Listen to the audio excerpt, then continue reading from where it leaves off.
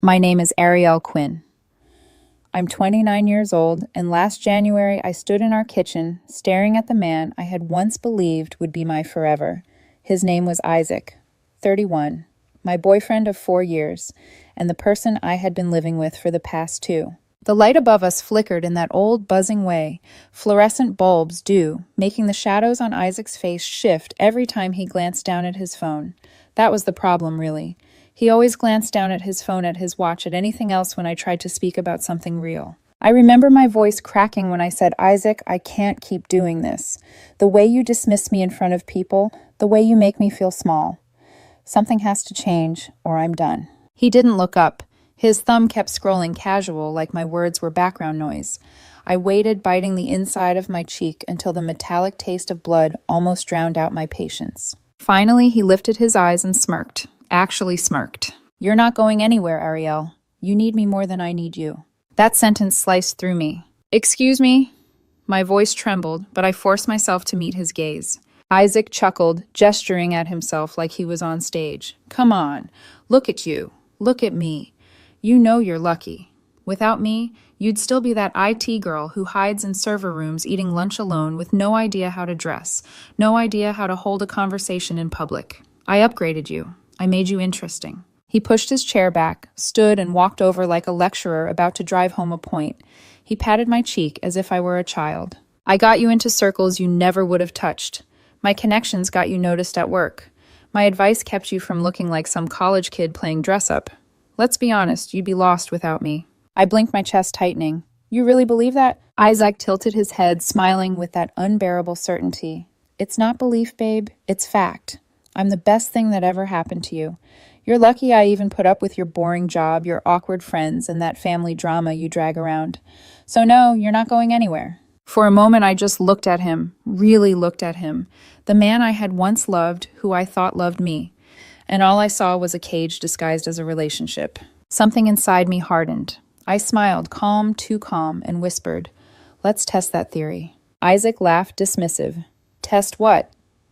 "That you can survive without me." "Ariel, stop being dramatic." "No," I said, quieter but firmer.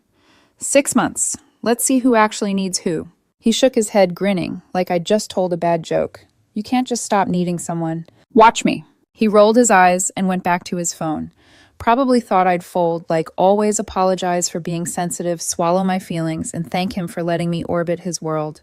But that night when he fell asleep beside me, snoring lightly, like nothing had happened, I sat in the living room with the glow of my laptop.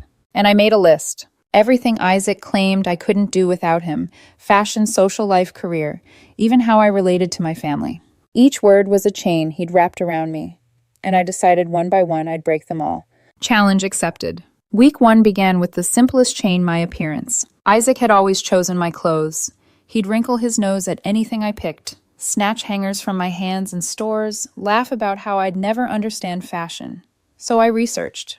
I spent a whole weekend reading style guides, scrolling through minimalist fashion blogs, and watching women on YouTube explain fit silhouette and color harmony like it was survival training. When the packages arrived, sleek blouses, tailored jeans, ankle boots that actually fit, I felt a thrill. For once I had chosen. "What's all this?" Isaac asked, leaning against the counter as I unboxed them. "New clothes," I said simply. Without asking me, he smirked, shaking his head. "You'll look ridiculous." I folded the soft fabric in my hands, my voice steady. "Maybe. We'll see." And we did see. That Monday at work, 3 people complimented my outfit. Isaac didn't say a word. Week 2, I tackled my social life. Until now, almost every friend I had was really his friend. His colleagues, his old classmates, his PR contacts. When I mentioned doing pottery once, he laughed. Messy, pointless, who'd want to do that? So I signed up for a community pottery class on Saturdays. And on Tuesdays, I went to a rock climbing gym near our apartment. My palms were raw after the first night chalk dust coating my clothes, but I hadn't laughed that hard in months. One evening, Isaac leaned against the doorframe as I laced my shoes. "Where are you going?" he asked. "Climbing." "Since when do you climb?" "Since tonight." I met his eyes. "Why not?" He chuckled, but his laugh sounded thin. So random. Random or not, I kept going back. Soon I had people who knew me, not as Isaac's girlfriend, but as Ariel. Week 3 was about career. Isaac always bragged that his PR connections had helped me get my last promotion. Maybe that was partly true, but I refused to let him own my success. I signed up for advanced certifications in cloud architecture, started arriving early to network, grabbing coffee with colleagues outside my department asking senior engineers about their projects. One afternoon, my manager called me into his office. "Ariel," he said, smiling, "I love the initiative you've been showing. Keep this up. We might be talking about moving you onto the solutions architecture team." No, Isaac required. That evening, I came home flushed with excitement. Isaac barely looked up from the couch. "Long day," he muttered. "Good day," I corrected softly and walked past him. By the end of the month, I felt different. My closet no longer mocked me. My evenings no longer depended on his friends' approval. My career path no longer dangled on the strings he claimed to control.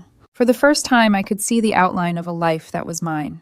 But Isaac was starting to notice. I caught him frowning at the rearranged calendar on the fridge, confused by the colored blocks that didn't include him. At dinner one night, he asked if I wanted to go to a networking party with him. I shook my head. I already have plans. The silence that followed was heavy brittle. He thought he was losing me, and the truth was he was. By month 2, the air in our apartment felt different, lighter. It started with the apartment itself. Isaac always called my taste dorm room chic, insisting only he understood aesthetics. Our living room had been curated by him, every throw pillow, every print, even the lamp. So one weekend, while he was out, I made changes. A few potted plants by the window, framed art prints I'd chosen myself, abstract, colorful, alive. I shifted the couch to open the space, brought in a warm rug, moved his sterile glass coffee table aside for a reclaimed wood one I'd found online.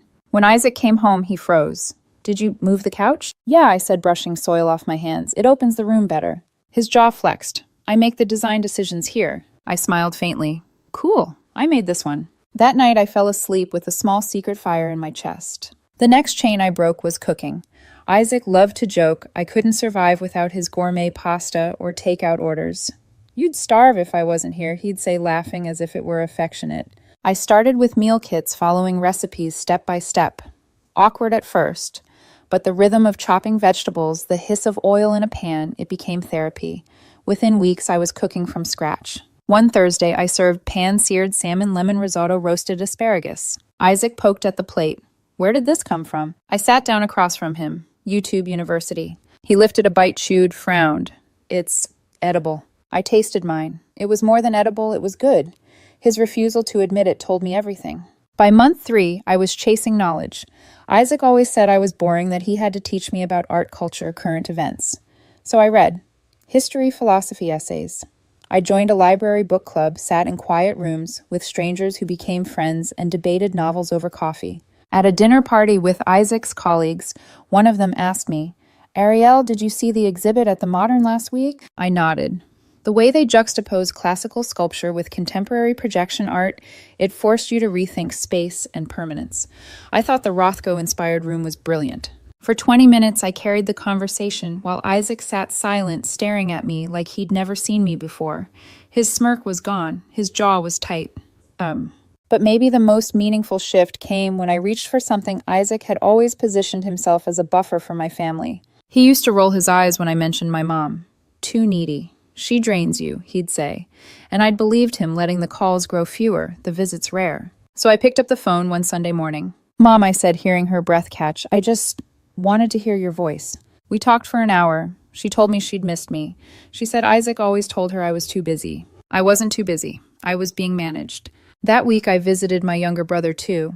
He'd grown distant, but when I showed up at his apartment with takeout and a smile, his eyes softened. "I thought you didn't want to hang out anymore." "I do," I said simply. "I really do." Piece by piece, the scaffolding Isaac had built around my life was dismantling. And he noticed. "You've been different lately," he said one evening, watching me stir a pot of soup. "Different how?" I asked. "Distant, like you don't care what I think." I turned to him, spoon still in my hand. "I care. I just don't need your approval for everything anymore." His face changed. The power balance he'd always relied on me bending him towering was slipping. And deep down, I think he knew it. By month 4, the cracks in Isaac's world were no longer hairline fractures, they were widening into canyons. At first, he tried to play it cool, but I could see the strain in the way he stayed up later, scrolling through his emails, his phone lighting his face with a pale, desperate glow. Because here's the thing, Isaac never admitted he needed me more than he ever realized. The first crack showed in his career. Isaac worked in PR, constantly bragging about his unshakable network. For years, he made it seem like every client he landed came from his brilliance. But when I stopped bringing him to my tech networking events, his pipeline dried up fast.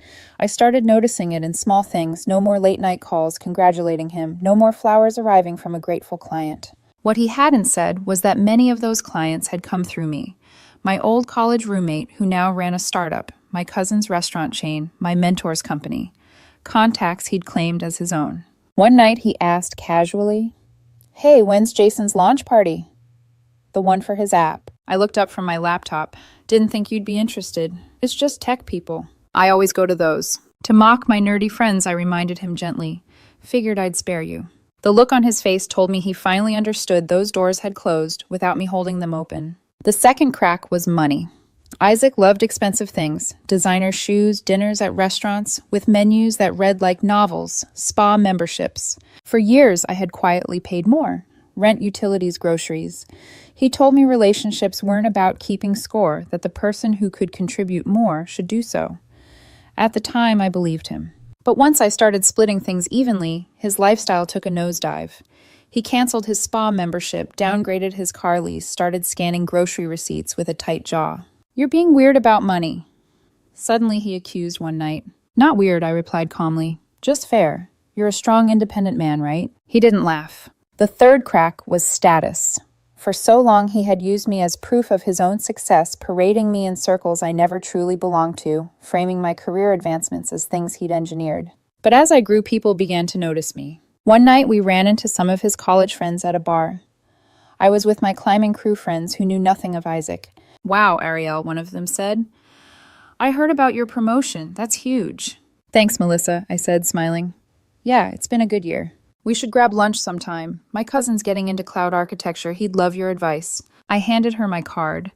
Isaac stood frozen, his hand tightening around his glass. When we left, his silence was venomous. The fourth and final crack was the relationship itself. The Ariel he had smirked at 6 months earlier, eager for approval, always apologizing, was gone. Now, when he tried to bait me with sarcasm, I didn't flinch. When he withheld affection, I didn't beg. When he belittled me, I looked at him with something he couldn't stomach, calm indifference. And that terrified him. Because for Isaac, love had never been about tenderness. It was about control. And when control slipped through his fingers, he had nothing left to hold. One night I found him pacing the living room, muttering to himself. "You've changed," he said finally, voice sharp. "You don't care about us anymore." I set my book down and met his eyes. "I do care, Isaac. I just don't need you to tell me who I am." For the first time, I saw something in his gaze I'd never seen before. Not anger, not superiority, but fear. The 6-month mark arrived on a Thursday. I remember because it was raining hard, the kind that made the city blur into streaks of gray outside our window. I'd stopped keeping track of time by Isaac's moods, but I couldn't ignore how tense the apartment felt that day, as if even the walls were bracing for something. When I opened the door after work, the living room wasn't the same. Isaac had rearranged the space, his laptop connected to the TV, lights dimmed, chairs positioned as though we were about to attend a seminar. "Sit," he said, his voice too bright, too rehearsed. "We need to talk." I set down my bag slowly and sat. On the screen appeared a title slide in bold font, "Us Why We Work." I nearly laughed, but his expression was deadly serious. Slide 1. A photo from our first year together. We were smiling, holding each other. My hair was longer, then my eyes softer. "See, we were perfect," he said, almost pleading. Slide 2, a bulleted list. "Introduced you to culture-style success confidence." He gestured at each point like an attorney making closing arguments. "You wouldn't be where you are without me, Ariel." Slide 3. Recent photos he'd pulled from my social media, me in a chic blazer. Me laughing with new friends, me rock climbing. "Look how far you've come, thanks to me." I sat silently, hands folded in my lap, letting him run the full 15-slide presentation, complete with transitions and background music. When he finished, he turned to me, eyes gleaming with that old smugness. "You see, we're a team. I made you who you are, and now you're strong enough to carry more. That's partnership." I inhaled slowly, exhaled even slower. "Is that really what you think happened here?" He frowned. "Of course. I know I said some harsh things 6 months ago, but I didn't mean them. You just misunderstood." No, Isaac, I said, my voice steady but low. You meant every word. And you were wrong. His smirk faltered. I became this person in spite of you. Not because of you, I continued. My chest tightened, but I didn't stop. You held me back. You convinced me I was small, that I was lucky to have you. Every time I doubted myself, you leaned into it. That wasn't love, it was control. He shook his head violently. No, look at the evidence. The evidence I cut in is that I'm better without you. Healthier, happier, more myself. You said one of us needed the other more. I let the words hang. Turns out you got it backwards. His face crumbled, the confidence draining out of him like water through a cracked vase. You're breaking up with me. His voice was hoarse. The experiment's over, Isaac. Results are in. The days that followed were a carousel of emotions from him. First came anger. This whole thing was manipulation. You played some sick game with me. Then bargaining. We can fix this. We'll go to counseling. I'll change. Just tell me what to do. Next, guilt. 4 years, Ariel. You're throwing away 4 years. And finally, desperation masked as love. No one will ever love you like I do. That last one almost made me laugh. Almost. Exactly, I whispered. That's the point. Within the week, I signed a lease for a 1-bedroom closer to work and my climbing gym. Packing my boxes felt like peeling off heavy layers I'd worn too long. When I closed the door behind me, leaving him in that echoing apartment full of things that were more his than ours, I felt lighter than I had in years. Isaac kept calling, texting, emailing. The messages spiraled. I miss you. You're making a mistake. I hope you're happy. No, I hope you're miserable. Please come back. You were nothing before me. I blocked him on everything. And for the first time in a long time, the silence that followed felt like peace. Moving into my own apartment was like stepping into air after years underwater. The walls were blank, the space small, but it was mine. The first night I lay on the floor with unpacked boxes surrounding me, listening to the hum of the refrigerator. No Isaac's voice, no criticism filling the silence. Just me. But silence has a way of tempting ghosts. Isaac didn't stop. His number would appear from unknown lines, his emails under burner accounts, his words shifting like masks. First, the anger, you ruined everything. You'll come crawling back when you realize no one else will tolerate you. Then the pleading, please, Ariel, I'll go to therapy, I'll change, just tell me what to do. Finally, the guilt trips. We built years together. You can't just throw that away. I read them once, then never again. Block, delete, silence. Every message confirmed what I already knew. Isaac wasn't mourning me. He was mourning the control he'd lost. Meanwhile, I built a life without him. At the climbing gym, I wasn't Isaac's girlfriend. I was just Ariel, the woman who was slowly learning to trust her own grip, her own strength. With every route I scaled, I felt a little freer. And at my library book club, a soft-spoken man named Glenn started sitting next to me. He was a pediatric nurse. Steady hands, steady presence, eyes that listened when he asked a question. One evening, we lingered after the meeting, talking about the novel's ending. The conversation slipped from fiction into real-life childhood's fears, the small triumphs that shaped us. He didn't try to impress me. He didn't smirk. He just listened. I didn't realize how starved I had been for that kind of attention until I found myself laughing with him in the parking lot, rain misting down on our coats. Coffee next week, he asked. His smile was nervous, not entitled. Yes, I said without hesitation. I'd like that. While I was unpacking joy, Isaac was unraveling. Word trickled through mutual acquaintances. He'd lost 2 of his biggest clients. Without my network feeding him introductions, his so-called influence shrank fast. He moved out of our old apartment, too expensive now, and into a shared space with roommates. He showed up less polished at events, they said. Angrier, sharper. One friend whispered to me that he'd been overheard complaining. She ruined me. She was supposed to need me. But I didn't feel ruined. I felt reborn. One night, sitting across from Glenn in a quiet cafe, I realized how different this was. No PowerPoints, no scorekeeping, no tally of who owed who. Just conversation. Just presence. He asked me about my day at work, and when I told him about a project I was leading, he grinned. That's incredible, Ariel. You sound proud, and you should be. No smirk, no condescension. For the first time, I believed that love could feel like partnership instead of performance. And I wasn't about to let Isaac's ghost convince me otherwise. A year after that rainy Thursday, my life looked nothing like the one I'd shared with Isaac. I was promoted to senior solutions architect, leading a team of 12. My apartment, once bare walls and boxes, had been featured in a local interior design blog for its warm, minimalist touches. The girl Isaac mocked as tasteless now lived in a space people admired. I climbed twice a week, tackling routes I once thought impossible. My body had changed too leaner, stronger, lighter. But it wasn't just about muscle. It was about proof that I could pull my own weight, literally and figuratively. My family was closer than ever. Mom visited monthly, always bringing too much food. My brother and I had fallen into a new rhythm. Friday beers, easy laughter, the kind of bond I'd nearly lost under Isaac's shadow. And Glenn was no fairy tale savior. He was better. He was real. A man with late shifts, tired eyes, a condo he worked hard to own. But with him, I never felt like I had to shrink to fit into love. One night, while we cooked together, me chopping vegetables, him stirring a pot, he leaned over and kissed my temple. "You know what I like about you, Ariel?" I looked up, knife paused midair. "What?" "You don't need me." He smiled softly. "You just want me. That's rarer than people think." The truth of it made my throat tighten. And then one afternoon, the universe gave me a final test. I was at a coffee shop with Glenn and a couple of climbing friends.